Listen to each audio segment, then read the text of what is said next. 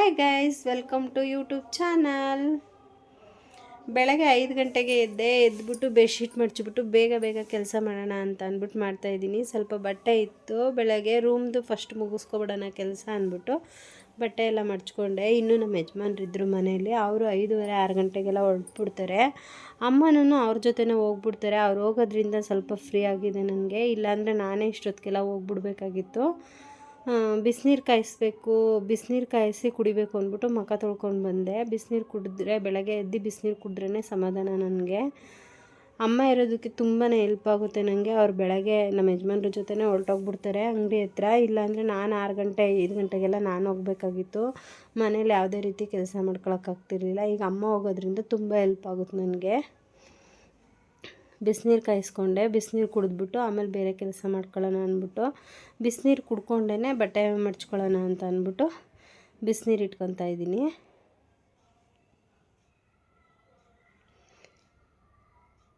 ಬಿಸಿನೀರು ಕುಡಿತಾ ಇದ್ದೀನಿ. ಕುಡಿದ್ಬಿಟ್ಟು ಆಮೇಲೆ ಸ್ವಲ್ಪ ಪಾತ್ರೆ ಇದ್ದಾವೆ, ಮತ್ತು ಸ್ವಲ್ಪ ಗ್ಯಾಸೆಲ್ಲ ಕ್ಲೀನ್ ಮಾಡ್ಕೋಬೇಕು. ನೋಡಿ ಎಷ್ಟು ಬೇಗ ಎದ್ದಿದ್ದೀನಿ ಇವತ್ತು. ಈಚೆ ಎಲ್ಲ ನೋಡಿ ಈ ಥರ ಇದೆ ಇವತ್ತು ವೆದರು. ಫುಲ್ಲು ಕೋಲ್ಡ್ ಇದೆ. ಬಟ್ಟೆ ಎಲ್ಲ ಮಡ್ಚಿದ್ದಾಯಿತು. ಆಮೇಲೆ ಅಡುಗೆ ಮನೆ ಕ್ಲೀನ್ ಮಾಡ್ಕೊಳ್ಳೋಣ ಅಂದ್ಬಿಟ್ಟು ಅಡುಗೆ ಮನೆಗೆ ಹೋಗಿದೆ. ಅಡುಗೆ ಮನೆಯಲ್ಲೆಲ್ಲ ಒಂದು ಸ್ವಲ್ಪನೇ ಪಾತ್ರೆ ಇದ್ದಿದ್ದು, ರಾತ್ರಿನೇ ಎಲ್ಲ ತೊಳೆದಿರ್ತೀನಿ.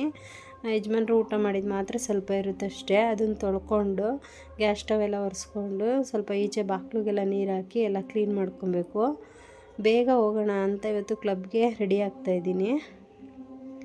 ಆಯಿತು, ಇವಾಗ ಗ್ಯಾಸ್ ಸ್ಟವ್ ಎಲ್ಲ ಒರೆಸಿದಾಯಿತು. ಸ್ವಲ್ಪ ಗ್ಯಾಸ್ ಸ್ಟವ್ಗೆಲ್ಲ ಬಟ್ಟೆ ಇಟ್ಬಿಟ್ಟು ಆಮೇಲೆ ಈಚೆ ಹೋಗಿ ಬಾಗಿಲು ತೊಳೆಯೋಣ ಅಂತ ಅಂದ್ಬಿಟ್ಟು ಗ್ಯಾಸ್ ಸ್ಟವ್ಗೆಲ್ಲ ಬಟ್ಟಿಟ್ರೆ ಸ್ವಲ್ಪ ಪಾಸಿಟಿವ್ ಅನ್ನಿಸ್ತಾ ಇರುತ್ತೆ ನನಗೆ. ಅದರಿಂದ ಅದನ್ನು ಇಡ್ತೀನಿ ನಾನು ಯಾವಾಗಲೂ.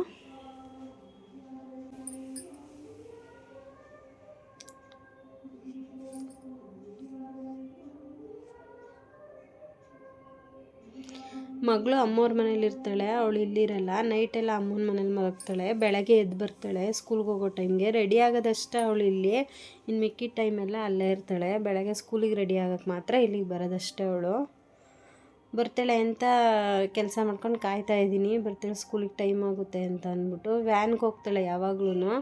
ಇವತ್ತು ವ್ಯಾನ್ಗೆ ಹೋಗಿಲ್ಲ.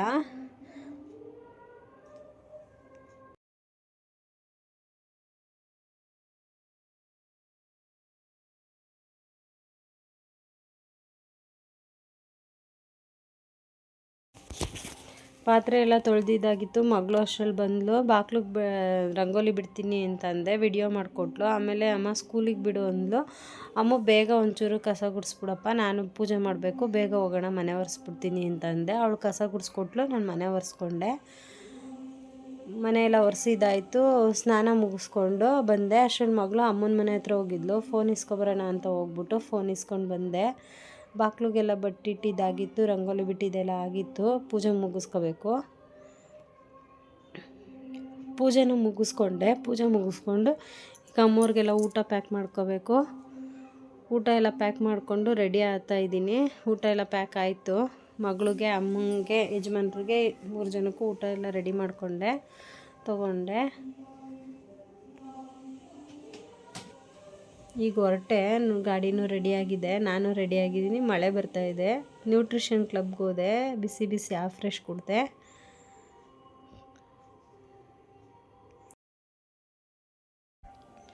ಆಫ್ರೆಶ್ ಕುಡಿದು ಅಂಗಡಿ ಹತ್ರ ಹೋದೆ. ಅಂಗಡಿ ಹತ್ರ ಹೋಗಿ ಅಲ್ಲಿ ನಮ್ಮ ಯಜಮಾನ್ರು ಆಗಲೇ ಮಾರ್ಕೆಟಿಗೆ ರೆಡಿಯಾಗಿ ನಿಂತ್ಕೊಂಡಿದ್ರು. ಎಷ್ಟೊತ್ತಿಗೆ ಬರ್ತೀನಿ ಅಂತ ಕಾಯ್ತಾ ಇರ್ತಾರೆ.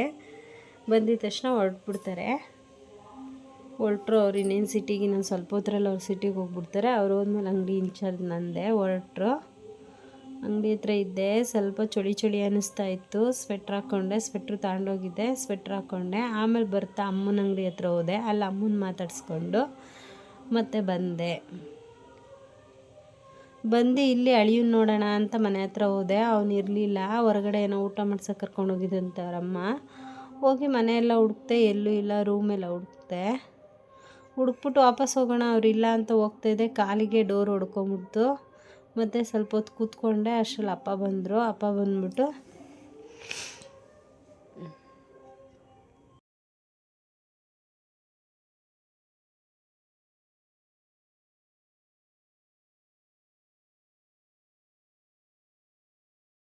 ಅಪ್ಪ ಬಂದರು. ಅಪ್ಪ ಬಂದು ಆ ಫ್ರೆಶ್ ಮಾಡಿಕೊಡ್ತೀನಿರಮ್ಮ, ನೋಡ್ಕೊಂಡು ಓಡಾಡಬೇಕಲ್ವ ಅಂತ ಬೈದೆ. ಆ ಫ್ರೆಶ್ ಮಾಡಿಕೊಟ್ರು. ಆ ಫ್ರೆಶ್ ಕುಡಿದೆ. ಮತ್ತು ಅಪ್ಪ ಅಳಿಯನ ಜೊತೆ ಆಟ ಆಡ್ತಾಯಿದ್ರು. ಅದನ್ನೊಂದು ಹಂಗೆ ವಿಡಿಯೋ ಮಾಡ್ಕೊಂಡೆ. ಮತ್ತು ನಾನು ಸ್ವಲ್ಪ ಹೊತ್ತು ಅವನ ಜೊತೆ ಆಟ ಆಡಿದೆ. ಅಷ್ಟರಲ್ಲಿ ಅದಕ್ಕೆ ಬಂದೆ. ಅವನಿಗೆ ಸ್ನಾನ ಮಾಡಿಸಿ ರೆಡಿ ಮಾಡಿದ್ರು. ಅವನು ಹಂಗೆ ಒಂದು ವಿಡಿಯೋ ಮಾಡಿಕೊಂಡೆ. ಅವ್ನು ಭಾರಿ ತುಂಟ ಅವನೇ. ಮತ್ತೆ ಬತ್ತ ನೆಕ್ಸ್ಟ್ ಬ್ಲಾಗ್ಗಳಲ್ಲಿ ತೋರಿಸ್ತಾ ಇರ್ತೀನಿ ಅವನ್ನ. ಇವತ್ತಿನ ಬ್ಲಾಗ್ ಇಷ್ಟೇ.